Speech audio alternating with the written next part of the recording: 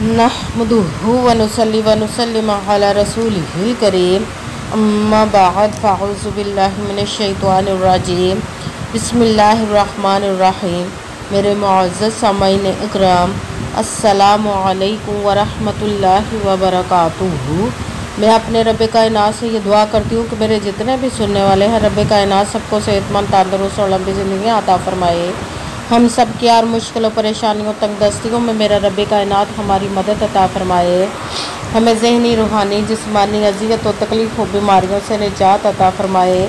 हमें ज़हनी और रूहानी सुकून अता फ़रमाए। हमें बीमार दुनिया से बचाकर बीमार मदीना बनाए। और जो हम सब के हक़ों में बेहतर है, मेरा रब कायनात हमारे लिए वो अता फ़रमाए। और जो हमारे हक़ों में बेहतर नहीं, उसका ख़्याल भी हम सब के दिलों से निकाल दे और हम सब को अपनी रज़ा पर राज़ी रहने वाला बना दे। आमीन सुमा आमीन। माशाल्लाह से आज रबीउल अव्वल की 7 तारीख और जुमेरात का दिन है। आज के दिन जो मैं आप लोगों के लिए वजीफ़ा लेकर आई हूँ, इसको हाथों की उंगलियों पर 2 मरतबा पढ़ ले तो रब कायनात अपने हुक्म से आप पर गैबी ख़जानों की दौलत की बारिश अता फ़रमाएगा। आपकी हर हाजत, हर मुराद इंशाअल्लाह अज़ीज़ पूरी अता फ़रमाएगा। जिस घर में भी ये वजीफ़ा पढ़ा जाएगा, उस घर का बच्चा बच्चा अमीर हो जाएगा। इस वजीफ़े को आज के दिन स्किप मत कीजिएगा, छोड़िएगा मत। जैसे वीडियो मिले फ़ौरन पढ़ ले। अगर फ़ौरन किसी मजबूरी की वजह से ना पढ़ सके तो इस वीडियो को अपने पास सेव कर ले और जैसे ही आपको टाइम मिले तो इस वजीफ़े को लाजमन पढ़िए। अगर पढ़ कर देखिएगा कि रब कायनात आपके दिन गैबी मदद से फेर देगा इंशाअल्लाह अज़ीज़। आप इस वजीफ़े को किसी भी मकसद, किसी भी हाजत के लिए पढ़ सकते हैं। आपका अपना घर नहीं, घर ख़रीदने के लिए पढ़ सकते हैं। आप रब कायनात के गैबी ख़जानों से दौलत लेने के लिए पढ़ सकते हैं। आपके घर में लड़ाई झगड़े, नचाकी, परेशानी, मुफलिसी, गरीबी है, उसके लिए पढ़ सकते हैं। आपकी शादी नहीं हो रही या आपके बच्चों की शादियाँ नहीं हो रही, उसके लिए पढ़ सकते हैं। आपकी औलाद नहीं या आपकी औलाद नाफरमान है, उसके लिए पढ़ सकते हैं। आपके पास अच्छी जॉब नहीं, जॉब लेने के लिए पढ़ सकते हैं। आपके ऊपर बहुत ज़्यादा कर्ज है, उतरने का सबब नहीं बन रहा है, या आपने अपनी कीमती चीज़ किसी को दी, वापस नहीं कर रहे, उसके लिए पढ़ सकते हैं। आप इस वजीफ़े को, आपके घर में कोई बहुत ज़्यादा बीमार है या आप खुद बीमार है, उसके लिए पढ़ सकते हैं। आपका अच्छा भला कारोबार चलता अचानक से बंद हो गया, उसके लिए पढ़ सकते हैं। आपकी ज़िंदगी में, आपके घर में सुकून नहीं, आपके कारोबार में, दौलत में, रिज़्क़ में बरकत नहीं, उसके लिए पढ़ सकते हैं। आप इस वजीफ़े को आप पर जादू, टूना, बंदिश, नज़र बद, हसद, कुछ भी उसको ख़त्म करने के लिए पढ़ सकते हैं। मतलब किसी भी मकसद, किसी भी हाजत, किसी भी मुराद के लिए पढ़ सकते हैं। मगर जब पढ़ने लगे तो रब कायनात की ज़ात पाक पर यकीन कामिल रख के पढ़िएगा। कहते हैं कि यकीन कामिल होता है, पीर कामिल नहीं होता। और अच्छी नीयत रख के पढ़िएगा कि रब कायनात कुरान पाक में इरशाद फरमाता है, इन्नमल अमालु बिन्नियात, कि जो अमलों का दारोमदार होता है वो नीयतों पर होता है। अगर हमारी नीयत अच्छी है तो हमारा अमल भी अच्छा होता है, और अगर हमारी नीयत ही अच्छी नहीं तो हमारा अमल भी अच्छा नहीं होता। चाहे हम जितनी मर्ज़ी मेहनत कर ले, जितनी मर्ज़ी कोशिश कर ले, हमें उसका फल, उसका अजर अच्छा नहीं मिलता। इसलिए अच्छी नीयत रख के, पुख्ता यकीन रख के 5 वक़्त की नमाज की पाबंदी लाजमन रखिएगा। फिर इस वजीफ़े को कीजिए। अगर वजीफ़ा करते वक्त आपके दिलों में, जहनों में ऐसा वसवसा नहीं आना चाहिए कि हम ये अमल कर रहे हैं, पता नहीं हमारी मुराद पूरी हो या ना हो। ऐसा हो नहीं सकता कि हम रब कायनात के किसी इसम का या कलाम पाक का वजीफ़ा पढ़ें और हमें कामयाबी ना मिले। ये हमारे ईमान की कमज़ोरी, जिसकी वजह से हमें नाकामी मिलती है। आपने सिर्फ अमल करना, उसका फल, उसका अजर देना उस ज़ात पाक का काम, क्योंकि उसके दस्ते कुदरत से कोई चीज़ बाही नहीं। उसके कुन कहने की देर है और फयाकुन हो जाता है। आपने अमल करने के बाद उसके कुन का इंतज़ार करना। इंशाअल्लाह अज़ीज़ रब कायनात अपने हुक्म से आपकी तकदीर के बंद तालों को खोल देगा, नसीब के सितारों को चमका देगा। आपकी ज़िंदगी में ऐसे ऐसे मोजज़े अता फ़रमाएगा कि आप खुद देखकर हैरान रह जाएंगे इंशाअल्लाह अज़ीज़ उसके हुक्म से। आप अगर वीडियो अच्छी लगे तो इसको लाइक ज़रूर कीजिए, अगर आगे भी शेयर कर दीजिएगा ताकि किसी दूसरे को हमारी वजह से फ़ायदा पहुँचे, तो हमारे लिए सदका जारिया बन जाए। जो नए हैं इस चैनल पर, इस चैनल को सब्सक्राइब कर ले, बेल आइकन को भी दबा लें ताकि मेरी अगली आने वाली वीडियो आप तक पहुंच सके। अगर कोई मुझसे किसी मसले के बारे में इस्तिहारा करवाना चाहते हो, किसी काम का हिसाब लगवाना चाहते हो, किसी काम के लिए वजीफ़े का पूछना चाहते हो, या कुरान पाक ऑनलाइन पढ़ना चाहते हो, महफिल मिलादुन नबी के लिए बुलवाना चाहते हो, तो व्हाट्सअप का नंबर वीडियो पर चल रहा है, आप लोग मुझसे रब्ता कर सकते हैं।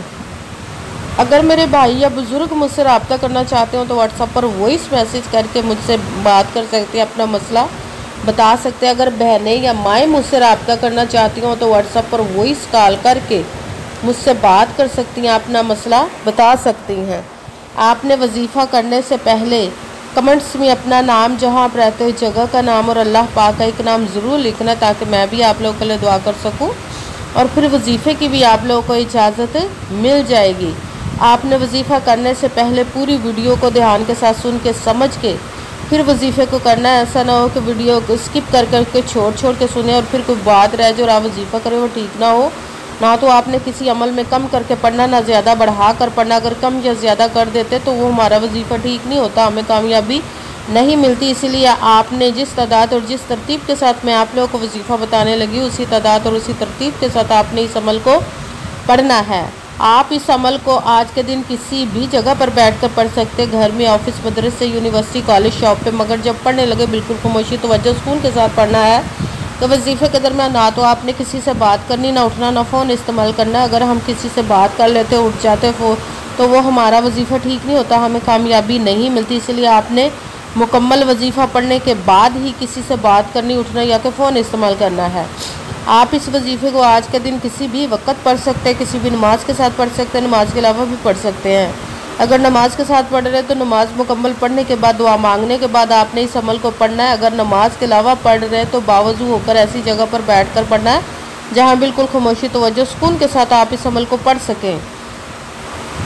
जब अमल करने के लिए आप बैठ के तो एक मरतबा आपने दुरूद पाक पढ़ना है। कोई सभी दुरूद पाक पढ़ सकते हैं, मगर दुरूद इब्राहिमी जो नमाज में पढ़ा जाता है वो वाला दुरूद पाक पढ़ ले तो ज़्यादा बेहतर, वरना कोई सभी दुरूद पाक आप पढ़ सकते हैं। दुरूद पाक पढ़ने के बाद आपने एक मरतबा आऊज़ु बिल्लाहि मिनश शैतानिर रजीम बिस्मिल्लाहिर रहमानिर रहीम पढ़कर अपने मकसद की नीयत कर लेनी, जिस मकसद, जिस हाजत के लिए आप इस वजीफ़े को पढ़ने लगे हैं। जब आपने वजीफ़ा शुरू करना है तो सबसे पहले नंबर पर जो वजीफ़ा पढ़ना वो रब्बे कायनात के 2 इसमों का पढ़ना है, मिला कर पढ़ेंगे। तो एक गिनेंगे, या हय्यू या क़य्यूम, या हय्यू या क़य्यूम, या हय्यू या क़य्यूम, या हय्यू या क़य्यूम, या हय्यू या क़य्यूम। इसको आपने 11 मरतबा 11 टाइम पढ़ना है। फिर साथ ही दूसरे नंबर पर जो वजीफ़ा पढ़ना है वो है सूरत वाक़िया का। आपने आऊज़ु बिल्लाहि मिनश शैतानिर रजीम बिस्मिल्लाहिर रहमानिर रहीम पढ़कर सूरत वाक़िया को एक मरतबा 1 टाइम पढ़ना। सूरत वाक़िया को पढ़ने वाला कभी भी फाका में नहीं जाता, रब्बे कायनात उसकी गैबी ख़जानों से मदद अता फरमाता है इंशाअल्लाह अज़ीज़। और तीसरे नंबर पर जो आपने अमल पढ़ना है वो सूरत इखलास का पढ़ना है, जिसको एक मरतबा पढ़े तो 1/3 कुरान पाक यानी 10 पारों का सवाब मिलता है। सूरत इखलास को बिस्मिल्लाहिर्रहमानिर्रहीम कुल हुवल्लाहु अहद अल्लाहुस समद लम यलिद वलम यूलद वलम यकुल लाहु कुफुवन अहद। सूरत इखलास को आपने 2 मरतबा 2 टाइम पढ़ना है। सबसे पहले 1 मरतबा दुरूद पाक पढ़ा, दुरूद पाक पढ़ने के बाद 1 मरतबा आऊज़ु बिल्लाहि मिनश शैतानिर रजीम बिस्मिल्लाहिर्रहमानिर्रहीम पढ़कर अपने मकसद की नीयत कर लेनी, जिस मकसद, जिस हाजत के लिए आप इस अमल को पढ़ने लगे। फिर पहले नंबर पर आपने जो वजीफ़ा पढ़ना रब्बे कायनात के 2 इसमों को मिलाकर पढ़ना, या हय्यू या क़य्यूम। इसको आपने 11 मरतबा 11 टाइम पढ़ना। फिर साथ दूसरे नंबर वाला वजीफ़ा कुरान पाक की सूरत वाक़िया, इसको आपने 1 मरतबा 1 टाइम पढ़ना। फिर साथ तीसरे नंबर पर जो वजीफ़ा पढ़ना है सूरत इखलास का बिस्मिल्लाहिर्रहमानिर्रहीम कुल हुवल्लाहु अहद अल्लाहुस समद लम यलिद वलम यूलद वलम यकुल लाहु कुफुवन अहद। सूरत इखलास को आपने 2 मरतबा 2 टाइम पढ़ना है। फिर वही दुरूद पाक पढ़ना जो दुरूद पाक आपने वजीफ़ा शुरू करने से पहले पढ़ा था। जब दुरूद पाक पढ़ लिया, अब आपका वजीफ़ा मुकम्मल हो गया। अब आपने दोनों हाथों को रब्बे कायनात की बारगाह अक़दस में बुलंद कर लेना। सबसे पहले अपने गुनाहों की बख्शिश की दुआ मांगनी, फिर जिस मकसद, जिस हाजत के लिए आपने इस वजीफ़े को किया उसकी खूब दुआ कीजिएगा और दुआओं में मुझे भी याद रखिएगा, मेरे लिए भी दुआ कीजिएगा। जज़ाकल्लाहु खैरा। जिस मकसद जिस हाजत के लिए आपने इस वजीफ़े को किया, रब कायनात अपने हुक्म से, अपने प्यारे महबूब के सदका से, अपने कलाम पाक और इसमें मुबारक के सदके आपकी तमाम नेक और जायज़ हाजात को कबूल व मंजूर अता फ़रमाए। आमीन सुम्मा आमीन। अस्सलामु अलैकुम व रहमतुल्लाहि व बरकातुहू।